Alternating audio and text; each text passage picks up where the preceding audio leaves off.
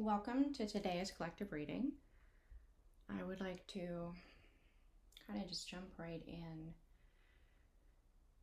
In the pre-shuffle, kind of what's come through is an energy that has been removed, exiled, if you will. It's implied that this energy basically would pretend as though they were wise and abundant and grounded, but they weren't genuine. And to those that were aware, sensitive, tuned in, and genuine themselves, could kind of sense that. This is kind of becoming even more pronounced in how they present because they were projecting themselves onto the collective and then trying to make you project yourself onto them. They found a way to try to make that work, which is why it came across so off. This dynamic it's being removed. You're processing it out. It's already been processed. It's almost like it can't affect you, but you're still dealing with some of what was left behind, the remnants of its presence. So it's been exiled, but it's no longer taking from you. It's kind of hoping that you'll think it still is, buy into it, and then will it into being. So that's kind of the beginning and end of what's predominantly present for the majority of the collective tuning in.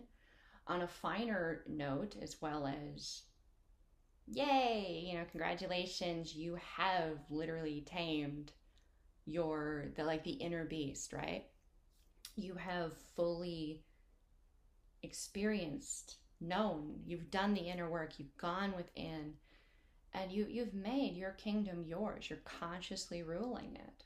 To know that the majority of who we are is subconscious, and then know and be in relationship with your subconscious is quite the feat, and it's something that has to be maintained. And you've willed this into being, and you've turned something that would be an ending, a death, because you've done the work, something you desired, something that wants to give to you. You've taken that and you've transmuted it through getting really acquainted with both your receptive and assertive energy within, to the point that you have found your way not only into the center of the labyrinth, or the dark night of the soul.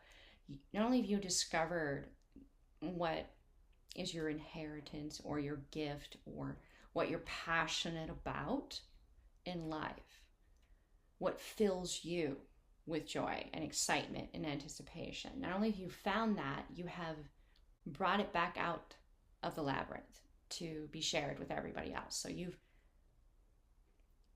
mastered the dark night of the soul. You've gone in there, you've discovered that, you've brought that wisdom, that light back out to be shared. Turning something that would have been the end, a death, into a little bit of an annoyance. So it's like taking a 10 of swords and turning it into a 5 of wands.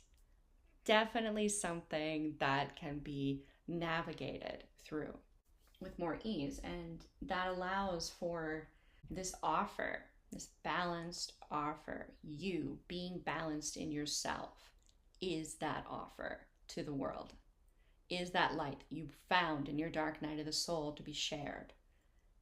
It's allowed you to bring that to the fore and do so from a place of intuitive empowerment, because we have the High Priestess come out. This is something that has definitely been willed, and you're receptive to that. You've willed it through a receptive state, allowing for that firm foundation, moving into what you're manifesting, what you desire, what you went into the dark night of the soul for, the reason why you walked that path. You have that foundation now.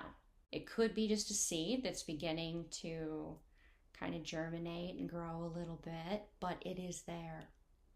And anything worth having needs to take its time to grow properly. So the challenge is to enjoy the unfolding of it, to watch it grow. to enjoy it when it's in full bloom. Yes, definitely.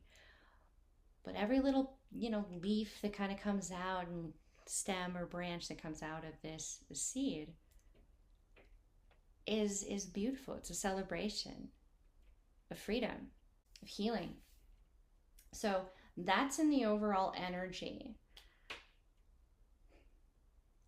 To go more into, what is consistent? What exactly do you know? What's being highlighted that you don't know? What is challenging that consistency? What are you willing, but there's other energies around you in this co-creation. What are they willing into being that you're possibly interacting with, but don't necessarily see it for what it is because you're so close to it? And then what are you feeling? What's the emotion? What's the connection? What's the tap in with the divine, right? What's your intuition trying to let you know that because you're so overwhelmed with everything, maybe it just needs a little nudge to highlight, and then everything will click into place. This is what we'll be going into in the rest of the reading, as well as some clarifiers, some advice for really just kind of self-care as you go through this. Each step to kind of help you really be strong and firm and to recenter on you, keep that pentacle balanced, right? That gift of you to the world balanced and nurtured. And if this really does resonate quite a bit in a more romantic sense, I will go through the reading, and if that comes through, that comes through. But there will be specific oracle cards towards the end that really focus on that particular part of the collective that resonates with that. So I will begin moving into, more of like the 3D experience of the situation. It's a learning, a studying, a making note of things, research. And even if it's not like with an actual book, you're living the research, you're living the lesson. You've been doing the work and you've been making note of these things, connecting the knowledge with Earth. Spending time outside is going to be really important for integrating, like locking in that knowledge into your subconscious, into your energy. For the higher view coming down, like the higher self, divine, your guardians, your guides, they're seeing you bloom into the Empress. Because of this studying, you have been mastering not just, the Queen of Wands and willing what you desire. You've got that balanced pentacle, that offer. So you are the Queen of Pentacles. Queen of Swords, you have firm boundaries. You're not going to let just anybody tromp all over your Empress energy. You're going to protect your energy. The Cups, you're very tapped in. This is what they're watching you fully embody this. You've done the shadow work. You've gone through and you've looked at the aspects of these energies for both their positive and their negative impact on your life, and you've chosen to set boundaries and make changes.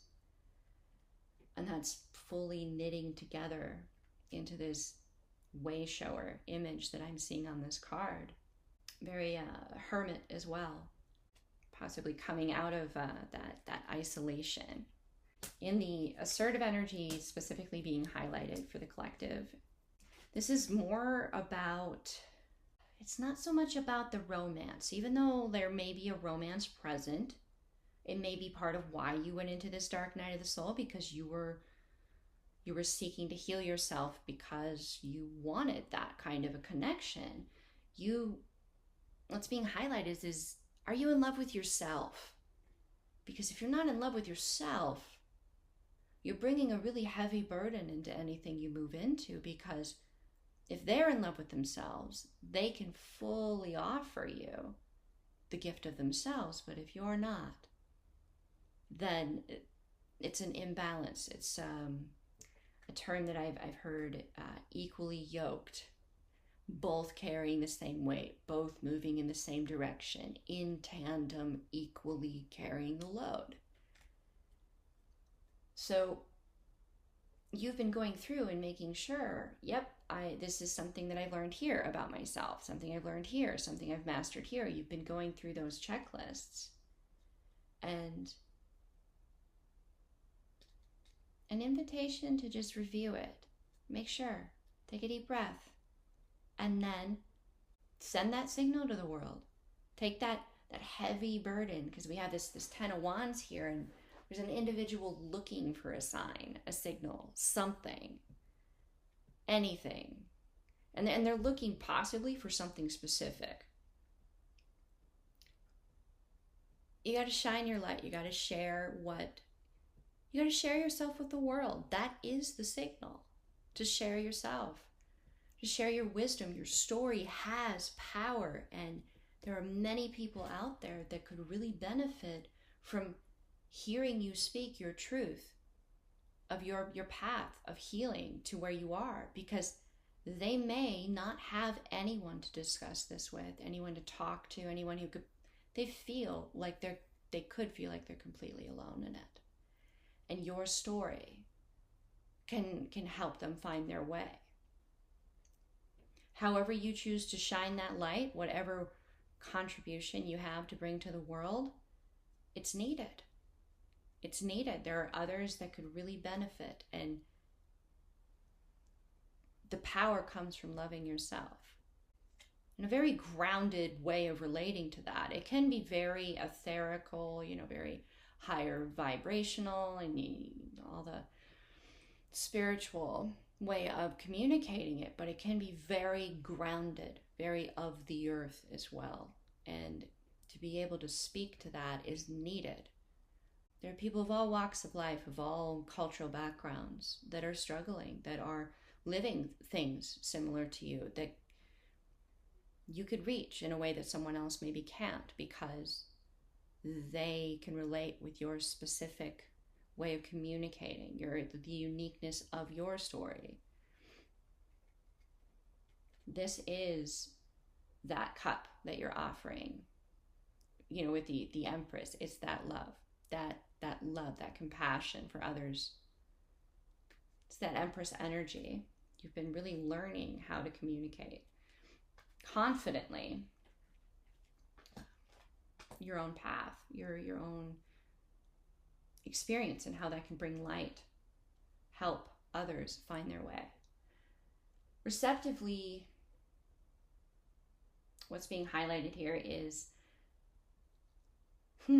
we have the King of Wands inverted and the Lovers upright. So yet again, it's like we have the Lovers in this twice. We have the Lovers inverted in the assertive energy and upright in the receptive.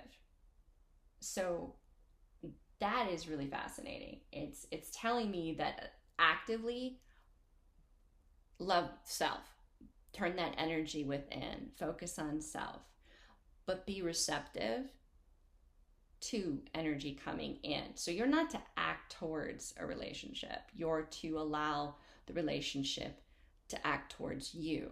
And all of this is, of course, within divine timing. When the romance is ready, it will find you. With the King of Wands inverted, I would say you're probably aware that there's a bit of conflict within. You're picking up on that conflict within a masculine energy that desires a connection. So they're doing some healing right now. And that's okay.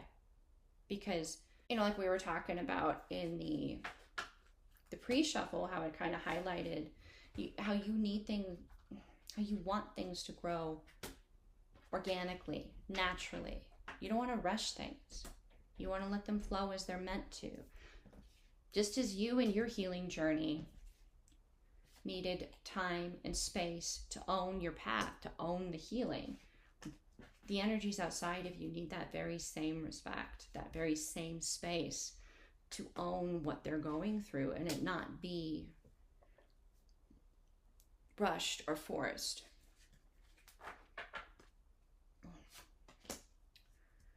So what you know, or what you maybe can't necessarily see or understand, but is possibly trying to come through, is all the lessons, especially in how they manifest in your physical world, all the ways in which every time you tried something and it didn't work, and you're like, oh, you felt defeated. You were like, what did I do right? What do I need to do different?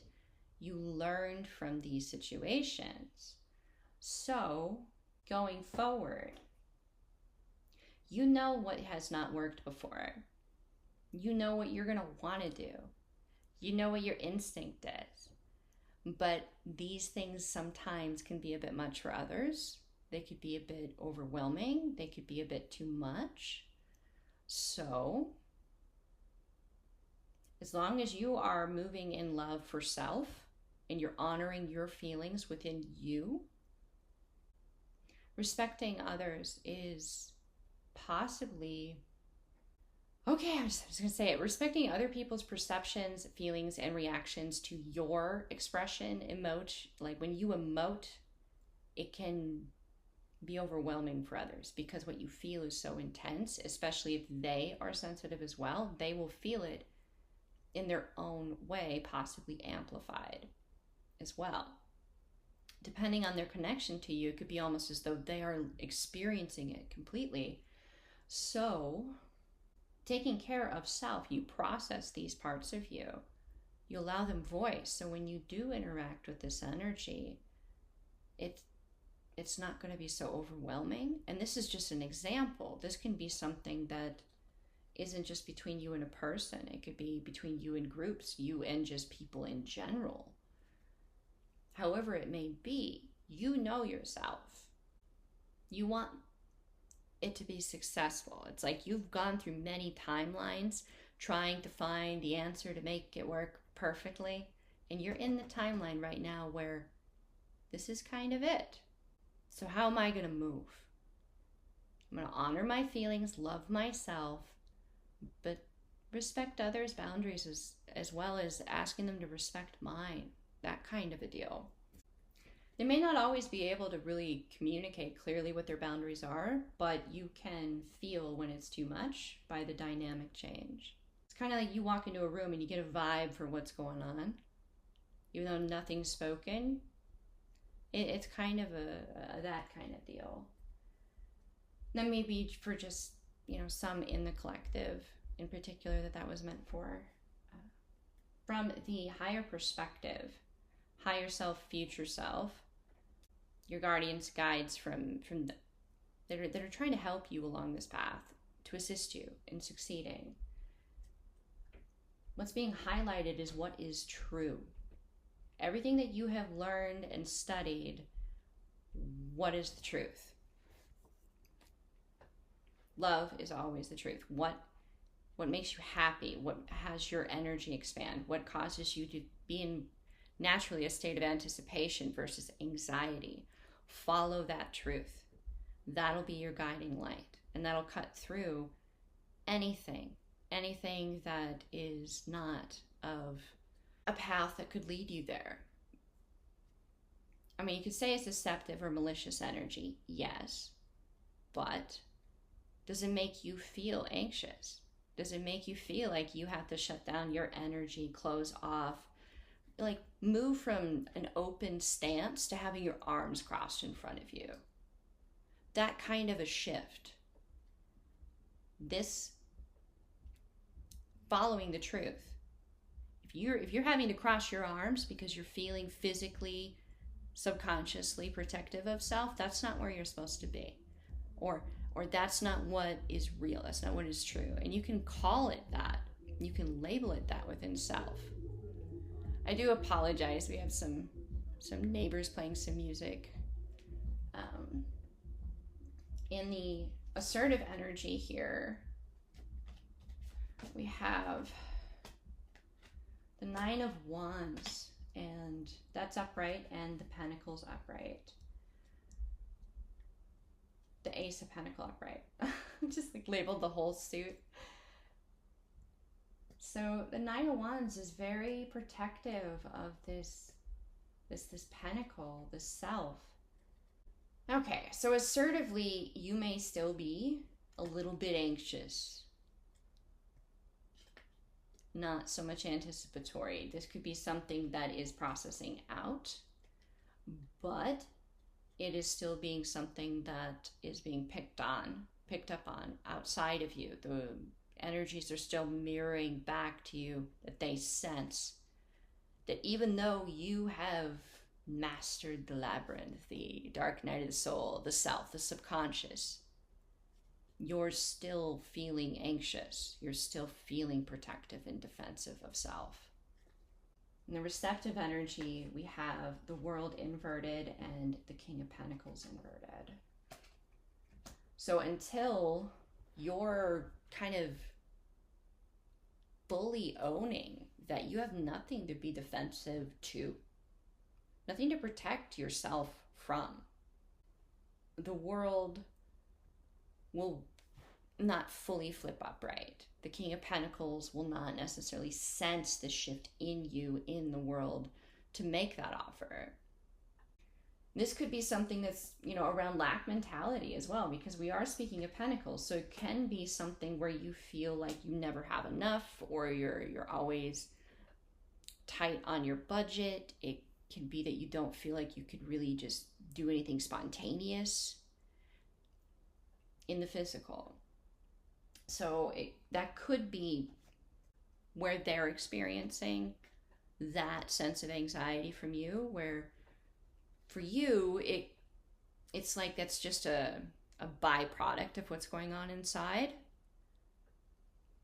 The anxiety that you have can be manifesting in the physical as a lack of resources. And that's what they're possibly focusing on, possibly picking up on. And until that really switches, they're not really feeling like you're fully ready to make that offer and be equally yoked. Now this, like I said, it's not necessarily going to be a relationship. It can be a partnership. It could be like a business partner. It could be family, friend. Either way, any kind of relationship, if it's unbalanced, it's not going to be successful. If one party is always carrying more of the weight, they're not going to feel reciprocated appreciation, right? They're going to perceive that as you not being fully ready to make that offer of yourself. From a practical perspective, that can make sense to an extent, because whenever you begin some kind of a situation, be it a financial partnership, if you don't have the funds, the money, the material to contribute to the project, it puts undue stress on the other partner and affects the way that the relationship forms and grows. In a more negative, stressful environment, a plant will adapt, and you will see the way that it grows is very different than a plant that grows in an environment that has an abundance of what it needs. Light, water, nutrient-rich soil, versus more like a desert environment, or say there's rich soil but not enough water, so on and so forth. Now this particular card that came out, it wasn't inverted or upright, and it speaks to all of this powerful buried emotion that has been building and building and building and building, like it's been dammed up, right? And it's just about to break the dam, overflow. And then where this amount of force, and it could be an avalanche too, not necessarily a dam of water, it could be an avalanche where you can choose and direct where the avalanche goes, where it falls. They actually do this intentionally to kind of manage it a bit so it's not so dangerous. That is something that's present right now in the physical, be it within you. More than likely, it's going to be reciprocated. It's going to be mirrored back to you by your environment and those that you interact with. As you show control in how you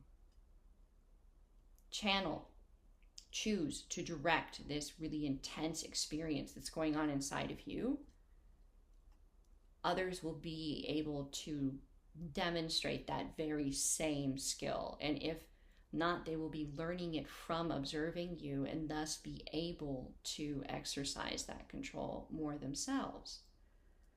This is more the physical.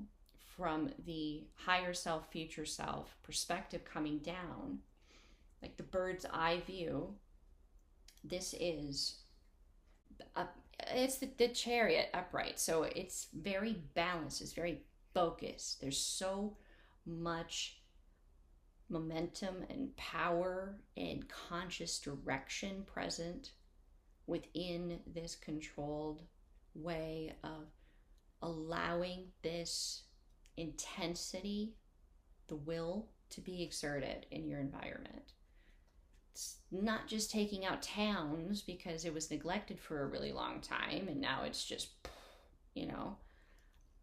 craziness. It's controlled, it's managed, it's directed, it's very intentional. Very intentional. Okay. In the assertive energy, there's concern that whatever this is for you, there's an offer to be made that's wanting to be made, but there's concern that it's dead already. It's over. There's no way of getting it back. That it's done. There's concern about that. Even though there is this anxiety. It's anxiety that they'll... Okay. So there's anxiety present and worry and anxiety. Okay. I'm like on repeat. Okay, guys. Whew. If you can't tell, there's anxiety. So this energy is worried it's going to be too late. That by the time there where you can make that offer, or where you are ready to make that offer, either they will not be able to be there, or you will no longer be able to make that offer to them. Like they'll miss you somehow. Like two ships passing in the night, except for you're off by just a little bit. Or say you missed the train, that kind of a thing. Like you're just a little bit late. You're not going to just stop the train. The train is moving. There's a lot of momentum there.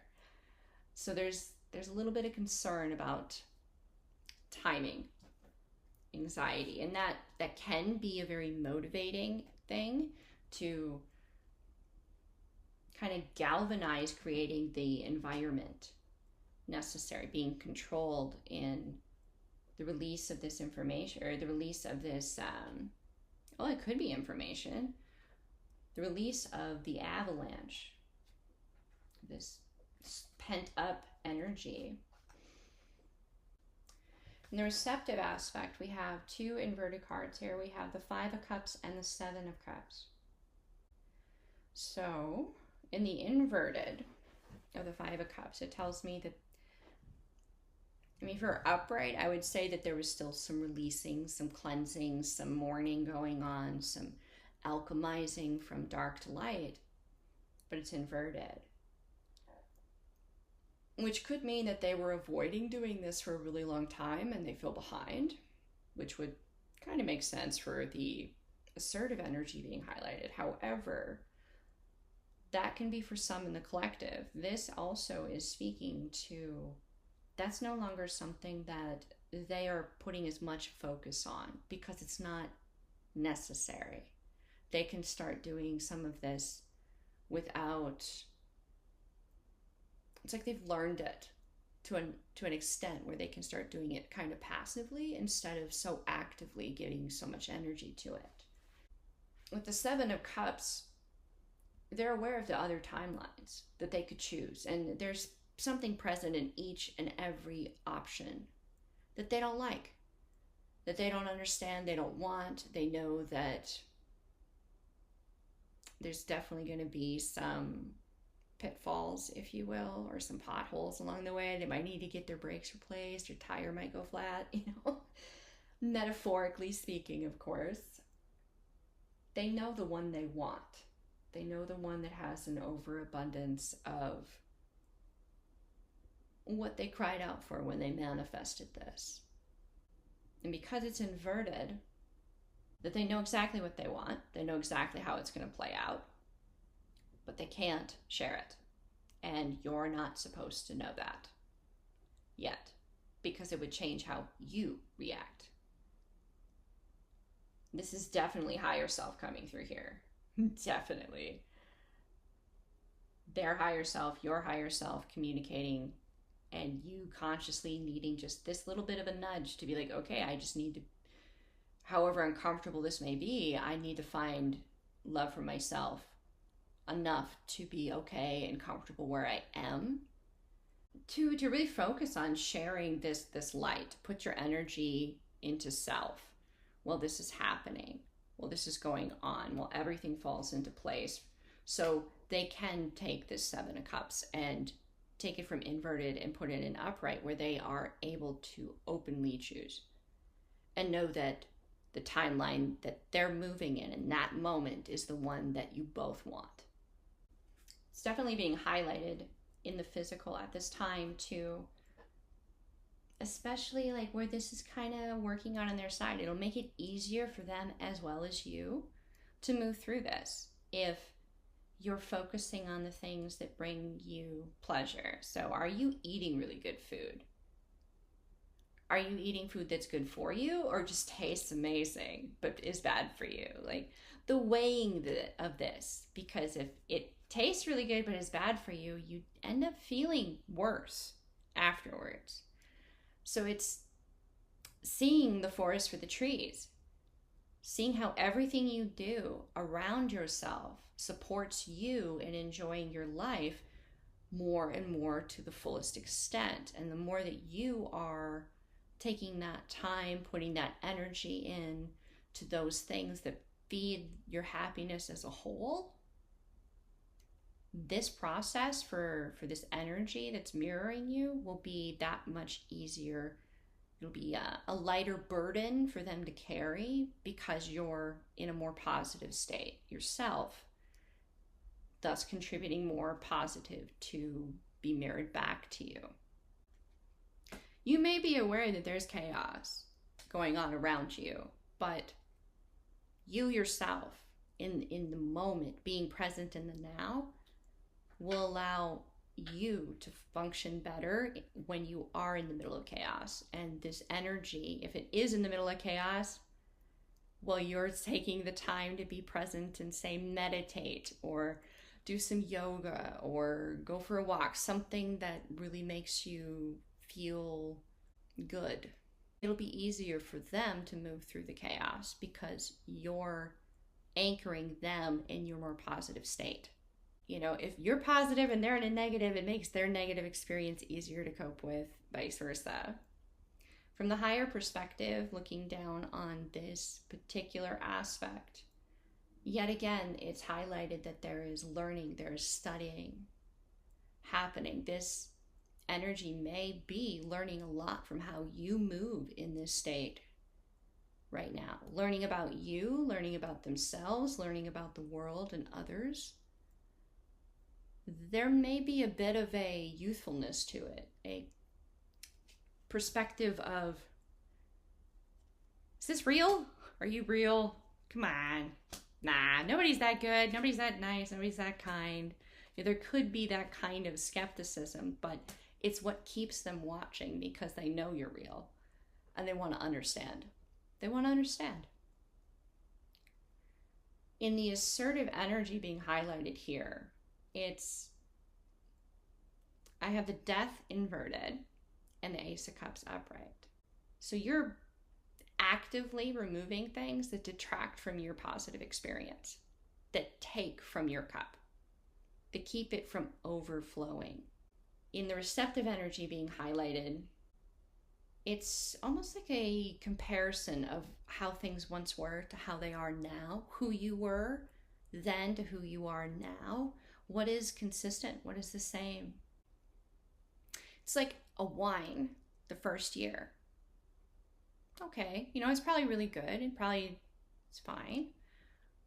But then you have those wines that are like 50 years old or something, and it's a totally different taste. It's completely more complex. It's not less than or better, but it's more complex. And that word is specifically coming out. It's complex. This is something that has been co-created. So complex. Complex is fascinating, interesting, never boring. You're always going to be learning something as you maintain being this, this master of the dark night of the soul, this master of the subconscious. You'll always be learning something new about yourself. And this is something that is being learned by this other energy mirroring you, and you're learning from them as they go through that too. And everybody that's observing you is learning as well. I'm going to move into the clarifiers. So for the specific love relationship aspect, I'm going to do 4 cards and a crossing card here. So the 2 that came in together here highlight really like the abundance of self-love. What are your actions? What are the intentions behind these actions? What are you passionate about? Yeah, it's just there's so much that is manifesting for you right now. To your abundance, the key to your abundance, to manifesting, is to pursue your passions. And the only way you can fully pursue your passions is to know yourself, is to love yourself, is to listen to yourself, to know your worth and not let yourself be sold short, to be your own advocate, your own best friend, really. Owning this from a place of empowerment will bring in so much abundance. And that's not just speaking to money, it's abundance in non-physical means as well. The connection that is nurturing between 2 friends, that is an abundance that you cannot put money on. You can't buy it. To be rich in love, that's an abundance that you can't buy. You can't buy loyalty. A farmer defending his property, his family, his crops, his children, his life, right, is a far more dangerous adversary than a mercenary that is there to collect money, collect a paycheck. There's no passion. There's no will to overcome, and they're just there for a paycheck. That kind of a thing. This tells me that if you do receive some kind of a windfall, if you will, of abundance in connection, there's always this internal struggle within you or within them of seeing the temptation to be vulnerable, to be open, to be connected, to allow themselves or yourself to really enjoy that experience is seen as a temptation. It's seen as a negative. It's experienced as a vulnerability that is to be avoided. It's kind of like a moth to a flame. And you're worried or they're worried on some level because life has taught them that they get burned whenever they feel deeply. So they are being very careful in how they navigate. Thus, again, the controlled avalanche. They're being careful, and you're being careful. And this will allow for the moment where you both realize that the other has no intention of hurting you, that they don't need to have that holding back anymore. That it's a gift, a rarity, something not to be, that many people don't get to experience. But you need to allow that time to happen. Those moments to occur naturally, to be fully owned by both of you. So when you get to that place where there's this overwhelming evidence, in other words, through experience, that you're not going to hurt one another, you can actually let down those walls. And there's a gift in that. For the bottom of the deck and the top of the deck here with this particular oracle, they're very aware, as well as you are, that there's this temptation at war with the dealt and like the awareness of being lonely. They don't feel lonely when they're interacting with you any more than you do. But then when they're not near you, then the doubts creep in and the overanalyzation creeps in, and they're aware that they're not in your presence, but they do recall every time they are actually interacting with you that they're not lonely, and they feel alive and seen and appreciated. As time goes on, and every time they come back and spend time with you or you spend time with them, those doubts, their volume will be lower and lower and lower, because there's just too much evidence to the contrary of what the doubts would like you to give your power to. And then I pulled some kind of guidance cards for the empath. Be aware of what the inner critical voice is actually saying to you, and release that, because that's not your voice if you choose not to own what it says. This is what I own, and you cut right here, that's not what I own. That kind of a deal.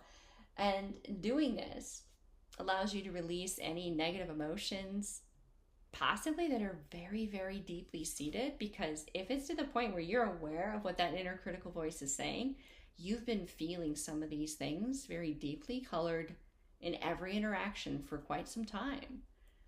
And there's no shame in acknowledging that you had just won a battle and you're cleaning up afterwards. There's no shame in having won that battle, and there's no shame in acknowledging that there are parts of your subconscious that have manifested in a critical voice that you're setting some boundaries with. You're saying, no, I'm not going to allow that one to define me. All of these things will allow you to tame negative inner thinking. It's not necessarily the same as a critical inner voice.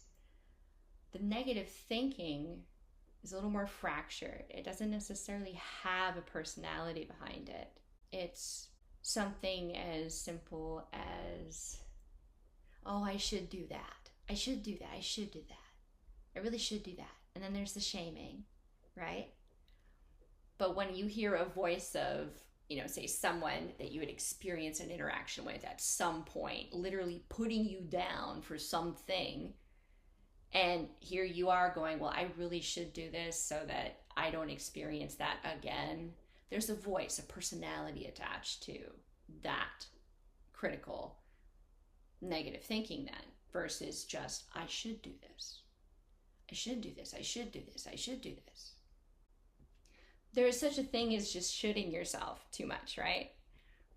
However, if it is something that you really feel you should do because it is a loving thing to do for self, the best way to take care of that is to actually do it.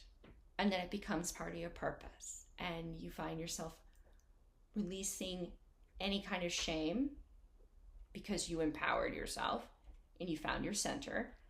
And you quieted that I should do this by actually doing it with purpose. This is the advice on how to kind of navigate in this meantime. Well, everything is kind of falling into place, and the seed is germinating and growing into a plant in a healthy, abundant environment, because it's not being rushed. It's not being depleted of what it needs. You're giving this the space to bloom. The good news is this is where that seed is actually beginning to germinate. It's no longer in waiting. It's time.